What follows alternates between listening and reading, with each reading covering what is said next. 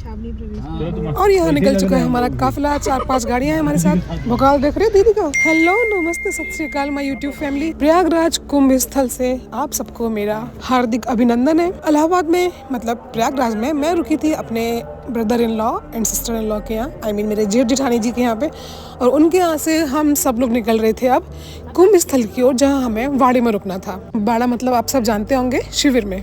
13 जनवरी यानी आज सुबह का स्नान था और ऐसा सब लोगों ने बताया था कि आज सुबह मेला क्षेत्र में आना बहुत मुश्किल हो जाएगा, गाड़ियां अंदर आने नहीं दी जाएंगी। हालांकि सिक्योरिटी तो 2 दिन पहले से बहुत ज्यादा टाइट थी, अंदर बहुत ही लिमिटेड गाड़ियों को आने दिया जा रहा था। यही डर लेके हम सब लोग निकल चुके थे कुंभ स्थल की तरफ। भगवान का नाम ले रहे थे कि आई होप आगे कोई रोक टोक ना हो। और जरा प्रयागराज के कोहरे के नज़ारे देखिए, रास्ता इतना ज़्यादा ब्लॉक हो रखा था आसपास का कि गाड़ियाँ रेंग रेंग के चल रही थी। आउटर सिटी में तो और ही बुरे हालत थे, शहर के अंदर तो फिर भी हमें अच्छा खासा दिख रहा था, लेकिन जब आउटर पे हम लोग पहुँचते थे तो विजिबिलिटी एकदम जीरो हो जाती थी। मैं इसलिए बहुत एक्साइटेड थी क्योंकि मैंने इससे पहले लाइफ में कभी बाड़े में रहने का एक्सपीरियंस नहीं किया और पहली बार मैं बाड़े में रहने जा रही थी। वाह! और पहली बार ही सुबह सुबह इतनी ठंड में संगम में स्नान भी करना था। डुबकियां मार मार के मेरे पेट में तो गुदगुदी हो रही थी। ओके, गुदगुदी को थोड़ा साइड रखते हैं और अब हमने एंट्री ली थी गंगा द्वार में। अब यहाँ से एक तरह से कुंभ स्थली स्टार्ट हो जाता है, ऐसा मुझे लगता है, क्योंकि इसके आगे पुलिस प्रशासन व्यवस्था बहुत ज़्यादा चौकस रहती है, सिक्योरिटी टाइट होती है, लाइटिंग काफ़ी अच्छी रहती है। और मुझे तो 2 ही दिन हुए हैं प्रयागराज में आए, बाकी बातें जानते होंगे प्रयागराज वासी।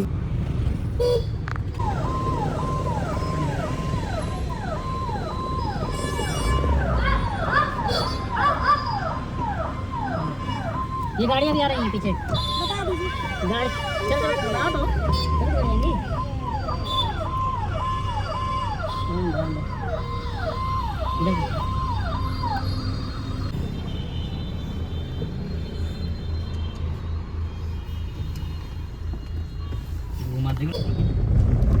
हाँ बताइए। नहीं अब वो तो पीछे ही है। ये बताइए, सीधे नहीं आना ना, घूम के उधर से आना है ना। ये देखिए लोग आधी रात को पहुंच रहे हैं सब कुंभ क्षेत्र में। अब तो आपको भी आ रही होगी ना कुंभ वाली फील।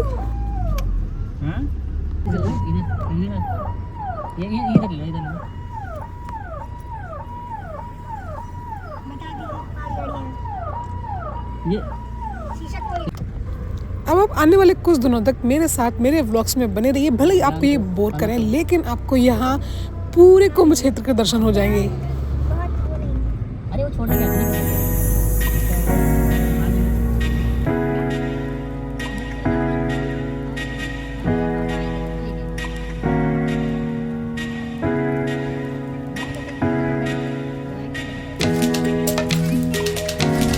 पूरा जो आप एरिया देख रहे हैं ये कुंभ मेला का ही क्षेत्र है। और अब हम जा रहे हैं अपने शिविर मतलब अपने बाड़े की तरफ। यहाँ पे पुलिस थाना, आर्मी और डिफेंस के बहुत सारे टेंट लगे हुए हैं।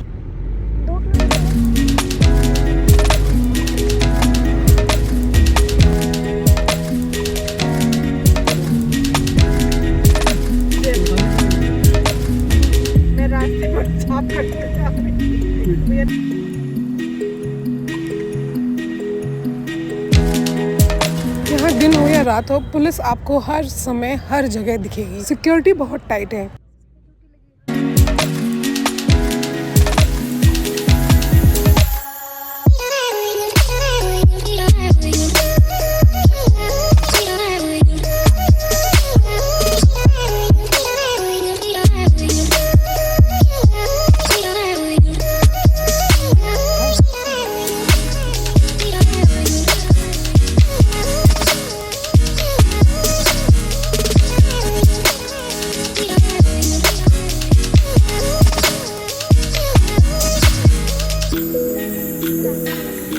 सारी सुरक्षा व्यवस्थाओं से गुजरकर उनको पास कर हम पहुंच चुके थे अब अपने आवास शिविर की ओर। रात के बज चुके थे 1 और कोहरा भी एकदम अपने चरम पे पहुंच रहा था, कुछ भी विजिबिलिटी नहीं थी।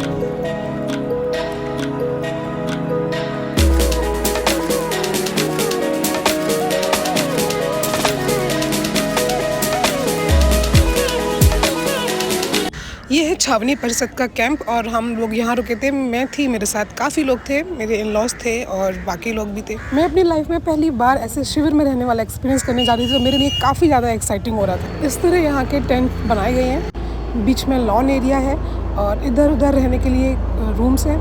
ये डाइनिंग हॉल या एक तरह से हम लोग कह सकते हैं रेस्ट रूम है, जहाँ पे हम सब बैठते हैं, नाश्ता करते हैं, डिनर करते हैं। प्लीज़ यहाँ मेरी शक्ल को टोटली इग्नोर करिए आप लोग, क्योंकि मेरी हालत एकदम उजड़े हुए चमन जैसी हो रखी थी। आप कहेंगे शक्ल अच्छी नहीं लग रही थी तो फिर दिखाई क्यों? वो तो दिखानी पड़ेगी ना। यही शक्ल दिखाते दिखाते मैं चली गई थी बाहर और मेरे साथ थे मेरे पतिदेव। उन्हें कहाँ चैन पड़ता है अकेले। ओके, तो इतना रुका हुआ नहीं था, इस बार बहुत बैरिकेडिंग कर दिया। हाँ, इस बार बहुत स्ट्रिक्ट है सब। बाहर बहुत ज़्यादा कीचड़ हो रखा था क्योंकि आज यहाँ काफ़ी बारिश हो गई थी। सबसे ज़्यादा रोमांचक तो एक कोहरा था। चलिए आपको यहाँ मैं दे देती हूँ एक अच्छा सा होम टूर या कहूँ तो टेंट टूर। तो चलिए लेके चलती हूँ मैं अपने टेंट में। यहाँ से होती है एंट्री और सबसे पहले मिलते हैं आपको 2 चेयर के साथ एक टेबल। अच्छा खासा स्पेस है, आप चाय वाय पी सकते हैं बैठ के। आपसे कोई मिलने आता है तो आप यहाँ बैठ के उसके साथ टाइम स्पेंड कर सकते हैं। उसके बाद हम एंटर करेंगे अपने मेन रूम में, जहाँ पे हमारा बेडरूम होता है। इसमें होते हैं बेड, ये थोड़ा ज़्यादा स्पेसियस होता है और इसमें 2 सिंगल बेड को मिला के बना दिया जाता है एक डबल बेड। इसके अलावा आप इसमें सामान भी रख सकते हैं। हर अलग शिविर के स्पेस के हिसाब से ये रूम्स बनाए जाते हैं। कुछ VIP रूम्स होते हैं, कुछ जनरल रूम्स होते हैं, किसी का नाम महाराजा कॉटेज होता है। ये सब स्पेस के हिसाब से डिज़ाइन किए जाते हैं। इसमें बेडरूम के अंदर आप जाएंगे तो आपको एक सिंगल बेड वाली जगह मिलेगी, जहाँ पे ड्रेसिंग टेबल रखी हुई है।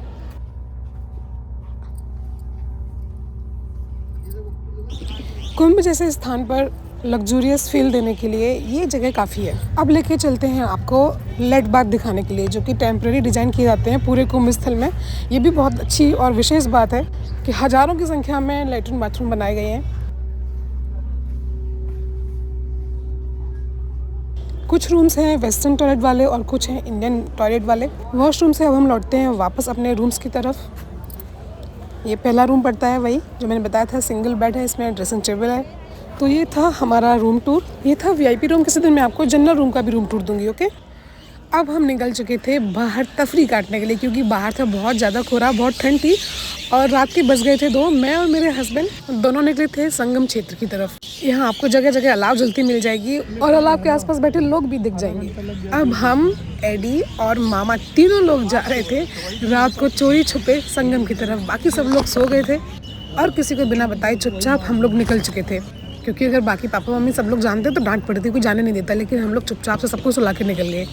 और 13 तारीख थी, मतलब संक्रांति के एक दिन पहले की बात है ये, और लोग रात को 12 बजे से स्नान करना यहाँ शुरू कर चुके थे। इतनी ठंड थी, इतना कोहरा था, लेकिन अभी आपको मैं दिखाऊंगी आगे कैसे लोग मस्त होकर संगम में डुबकी मार रहे थे। अभी उतनी ज़्यादा यहाँ भीड़ भी नहीं है, एकदम शांति है। असली भीड़ तो हुई है आज, मतलब इस वीडियो के अगले दिन, जब आज मकर संक्रांति है उस रात में। अरे रे रे रे रे रे।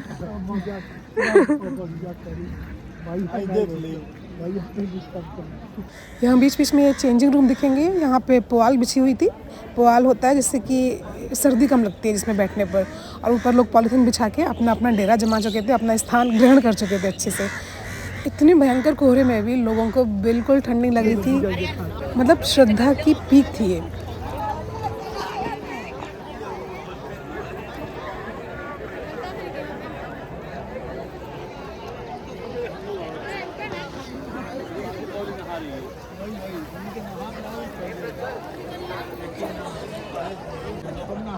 अरे हाय, हर हर गंगे, हर हर गंगे, हर हर मोदी, घर घर मोदी। आएगी तो आएंगे तो मोदी ही। ये BJP सपोर्टर है मेरे ब्लॉग में। वाह यार, अरे ऐसी और भी घाट होगा ना, ये तो बहुत छोटी सी जगह लग रही है। अच्छा,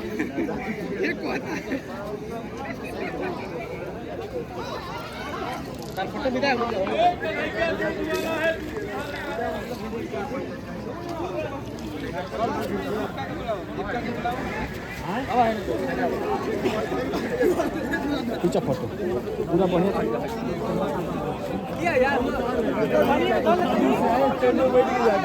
आप समझदार है, बाकी तो पागल है। कच्छप द्वार से। कच्छप द्वार डाक के आगे जाओगे जब तो आगे जाओगे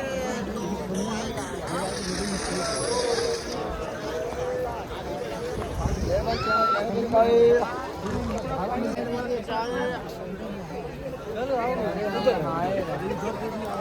संगम का है अभी? तो ये सब यमुना है क्या? संगम नहीं है? संगम मतलब कहलाएगा, हाँ हाँ लेकिन मिल जाता है, वहाँ भी मिल जाता है, हाँ। लेकिन एक्चुअल धारा मिलती है वहाँ भी। ओके।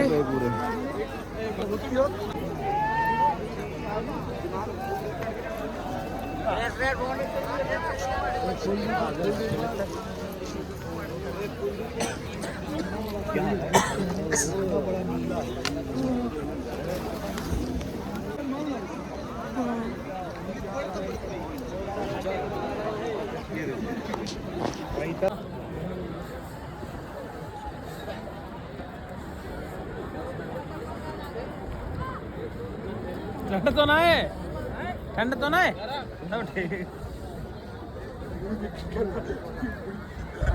आ जाओ आ जाओ आ जाओ। एक मिनट यहाँ पे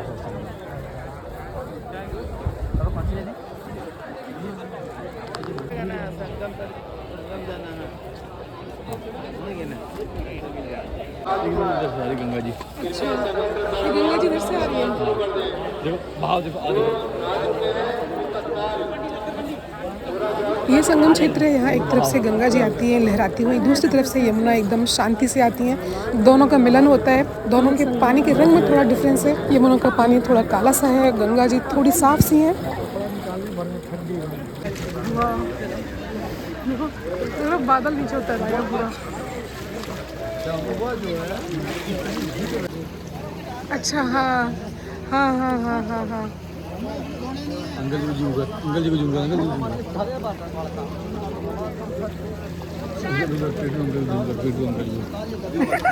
ये देखो बाबा जी, ये देखो इनको जूम करो। इन बाबा जी का पॉडकास्ट करने लायक है।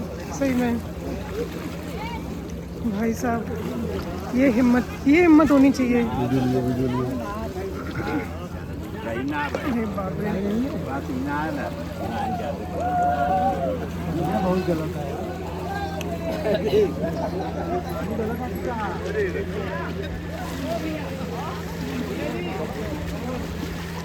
अरे बाप रे। अरे बाप रे, देख डुबकी मारती, बाबा जी ने डुबकी मारी।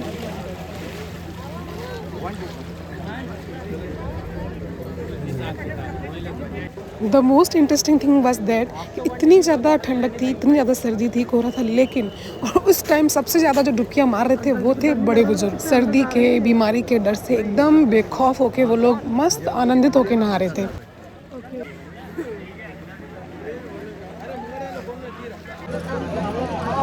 लाइट में आप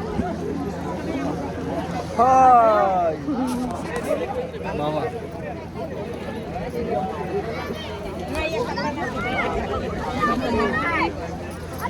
इधर से लाइट अच्छी आ रही है। नहीं है, फिर भी कपड़ा लोग बदल लेते हैं, किसी को पता ही नहीं हाँ हाँ हाँ हाँ नहीं लोग चेंज। आप लग रहे हैं हम लोग कुंभ में रैंक के आगे बढ़ रहे हैं। और यहाँ ये लड़के पूरी वाइब ले रहे थे गंगा में नहाने की। नहीं ले ली, चटनी नहीं ले ली। क्या मामा? हम तो पछता रहे हैं चटनी। इस टाइम नहा के फिर आराम से सोते हम लोग जाके, नहीं? वही है मेन, जो जहाँ ज्यादा जगह बना है हाँ वही हाँ संगम है। ओके। उस कॉर्नर पर, एक कॉर्नर पर ये गंगा नदी है। अब यहाँ नहाएंगे गंगा जी में। गंगा जी है जो उधर जाके मिली थी बीच में, इनसे मिली थी। हाँ उधर यमुना जी आ रही थी।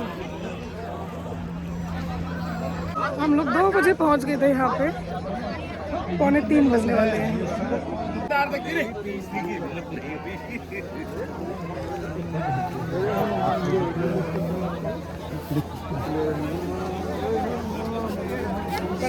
अब फील आई कुंभ की। अब हम जा रहे हैं वापस।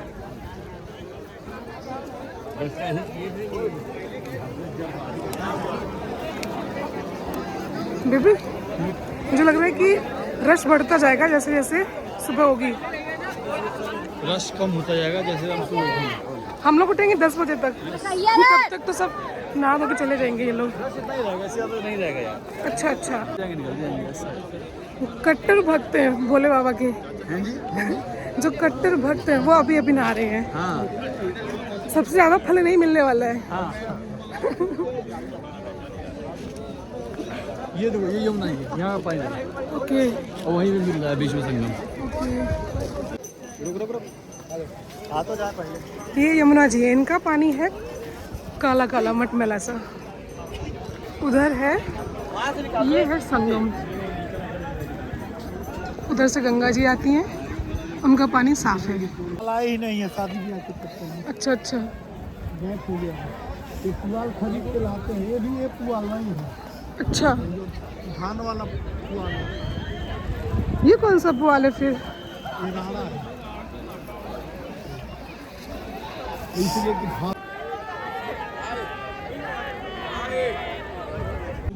दूरी के हिसाब से श्रद्धा का संगम, नहीं रहती है ज़्यादा। श्रद्धा का संगम है कुंभ। ये पूरा एरिया पानी रहेगा, ये देखिए, दीवार तक पानी से मार रहा है। 2 बजे 3 बजे 4 बजे लोग इतनी ठंड में, सर्दी महसूस होना बंद हो गई है। जब श्रद्धा तगड़ी होती है, आस्था में बहुत मजबूती होती है, तब बाकी सब चीज़ें मायने नहीं रखती। हालत ख़राब हो गई है हमारी चलते चलते, लेकिन मज़ा बहुत आ रहा है। महाकुंभ 2025 की बहुत बहुत बधाइयाँ आप सबको। अब हम जा रहे हैं वापस, जहाँ हमें रुकना है वहाँ अपने बाड़े में, और घड़ी में बज गए हैं 3। अब जाके हम लोग सोएंगे। यहाँ अलाव के पास पहुँच के हम मामा एडी तीनों लोग थोड़ा सुस्ता रहे थे, चलते चलते काफ़ी थक चुके थे। अब मैं करने वाली हूँ इस व्लॉग को एंड, और ये व्लॉग है 13 तारीख का। मैं 14 का व्लॉग लेके आऊँगी अगले पार्ट में। तब तक के लिए बाय बाय।